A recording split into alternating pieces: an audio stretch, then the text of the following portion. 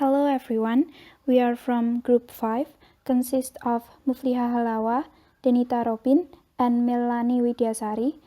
We will present our presentation about forensic discourse analysis. Topic 1 and 2 will be presented by me, Mufliha Halawa. Topic 3 and 4 will be presented by Melani Widyasari. And then topic 5 and 6 will be presented by Denita Robin. Forensic discourse analysis is the process which is based on the study, understanding, and use of the language in forensic context, that is, the application of scientific methods and techniques to the investigation of crime. The main focus of the analysis of forensic discourse is in the area of police interaction with suspects and defendants. Then the second one is court examination and cross-examination. Third is language use in lawyer-client relationship. And the last is the analysis of a variety of text types. The location of language within sociolinguistic interaction. Sociolinguistics is the study of how language related to social environment. This is also a fact to forensic discourse analysis. According to EDAS, realized that in institutional settings, Aboriginals will be greatly disadvantaged due to the basic differences between Europe and indigenous Australian ways of asking and answering questions. In Aboriginal culture, agreement and consensus are formed as a group endeavor in gradual stages. They choose conflict avoidance and a desire to have social harmony. Non-Aboriginals, on the other hand, prefer direct questioning style confrontation and lead to answers that do not exist in Aboriginals' culture.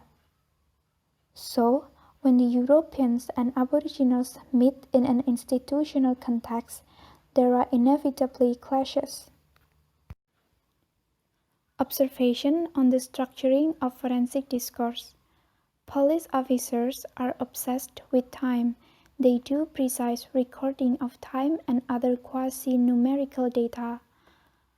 A person's confession is full of information on times, dates, and other numeric information, even though an uneducated person. There are two types of people who use the time information: when and who. In the West, events are always related to their time of occurrence, and this is ingrained within our discourse. This is because of the modern individual's growing involvement with official institutions, particularly arms of administration such as government offices, courts, and other official bodies. Amongst indigenous Australians, events are related not to time, but to other events, especially those which relate to families. People remember events not in relation to when, but who. Therefore, insignificant as it may appear in the construction of police statements, the question of time is a key dividing line between the cultures of those who measure their lives in days, hours, minutes, and seconds, and those whose lives are built around their family relationships and the events that take place within those families.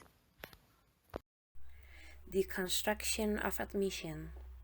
One of the key of discourse strategies for moving from a position of claimed denial by the suspect to apparent concessions or admission is the use of vagueness. Based on Taghi in 1993, vagueness It's where two or more meanings associated with a given phonological form are united as non-distinguished subcases of a single, more general meaning. That means that vagueness involves a lexeme with a single but non-specific meaning. Vagueness is able to suggest the witness has begun by deliberately attempting to conceal information from the officer, but has almost immediately succumbed to the officer's close questioning. So here's the example. It's in 1982, three brothers, Raymond, Brian, and Peter Mickelberg, were arrested on suspicion of having carried out the infamous Perth Mint swindle. It's known as the Australian miscarriage of justice, namely Mickelberg case. And this is the conversation between the detective, John Hancock, and the accused. Hancock said, "Does Peter know that you are Peter Gully?" And the accused stated, "Look, Peter doesn't know anything. I swear to you, none of the family are involved."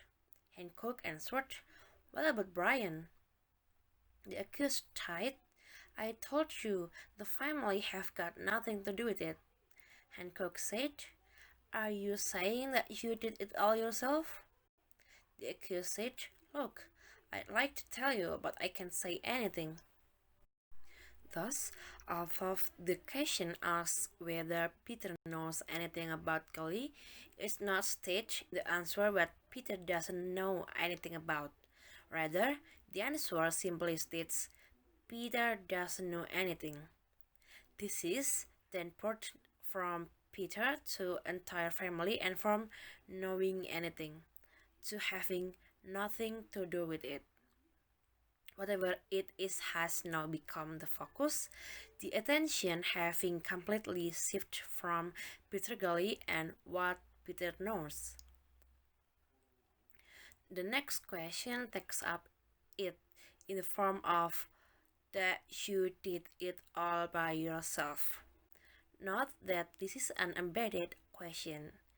The answer, "I'd like to tell you," implicitly accepts the proposition that the speaker did it, whatever it is unspecific. The accused now repeats a standard mantra found in many of the statements that he can say anything. An issue which has come up repeatedly in forensic discourse analysis is that provenance and mood. Some Australian police officers of the 1970s and 1980s appear to have taken a more creative approach to the art of explaining the source of confession statements. The first claim to consider, which would hardly merit investigation in the real world, is that which applies to the statements in the Mickelberg case. The officers in the Mickelberg case appear to have attempted to overcome this difficulty by proposing an entirely novel way of text construction, which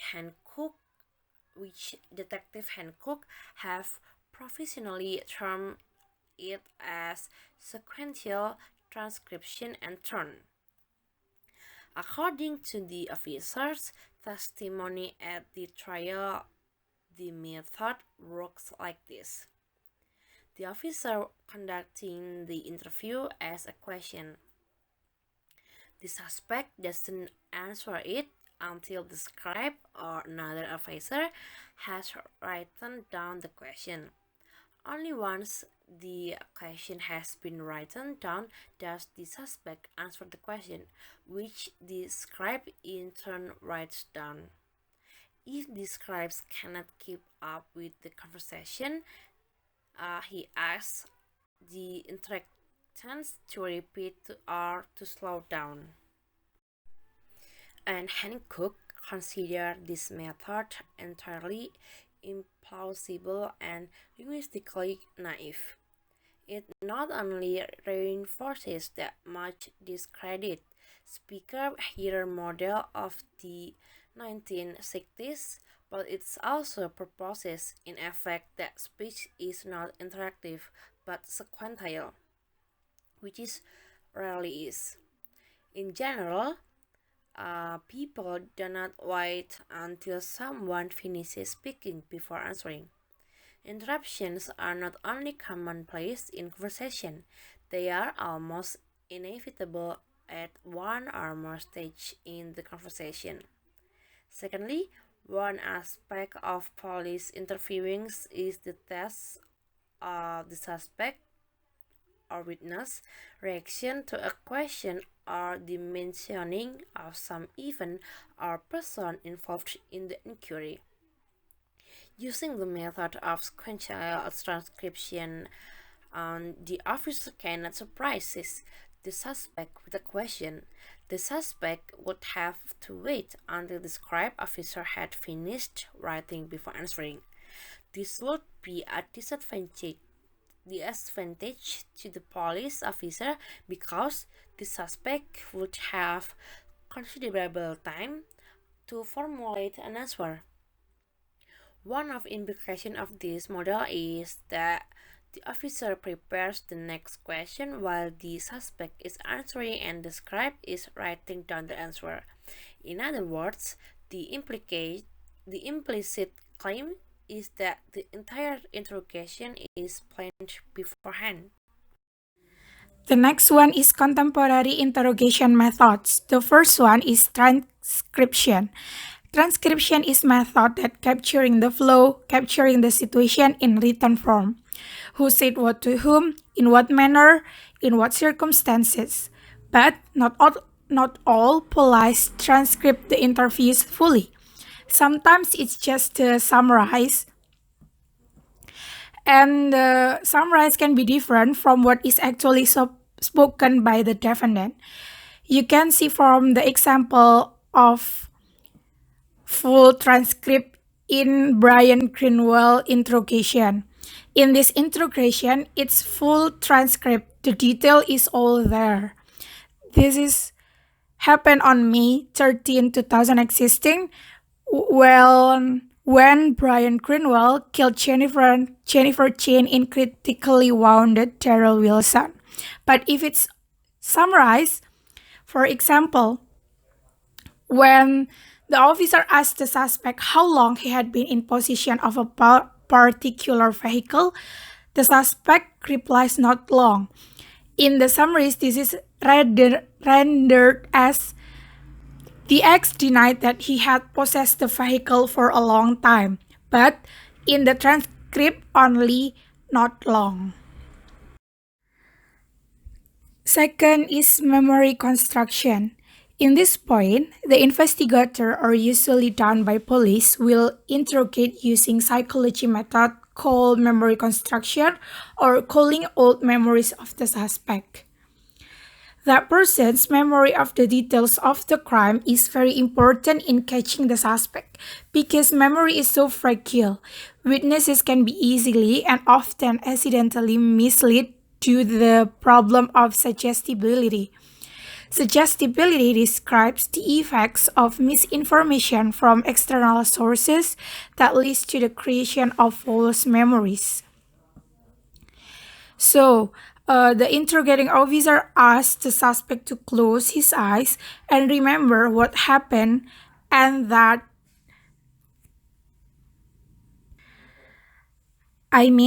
what happened at that night or when the incident happened. It is border on an invitation to construct memory. The last area of contemporary interrogative methods is discursive paths to consent in police interviews. This method is ignore the suspect's version and giving the next question by provide proposition argument to get a favored final versions of interviews. Take a look at the example. There was a conversation between officers and suspect. The first one, officer, what is the reason why you treat her that way? Suspect, I didn't like it, the fact she going out and jump into my friend's bed.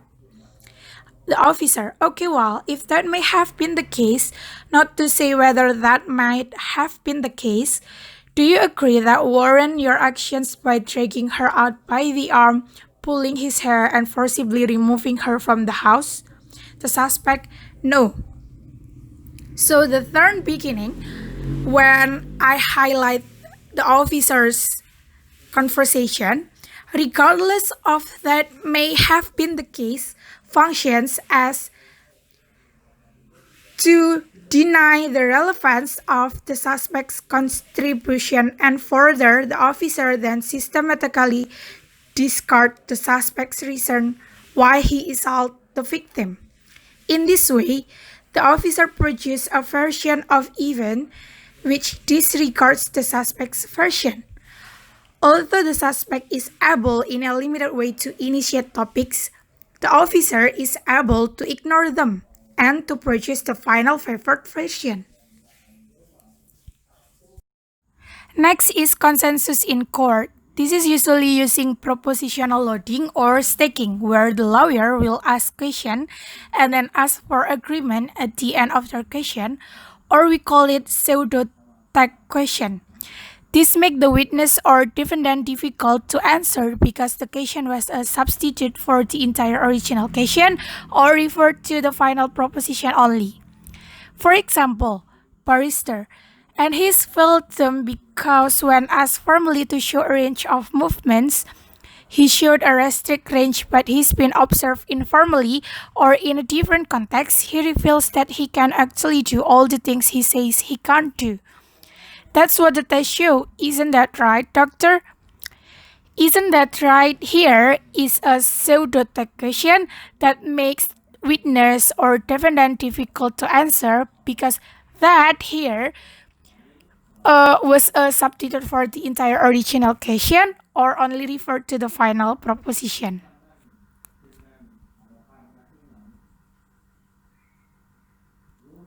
That's all from our presentation. Thank you. Have a nice day.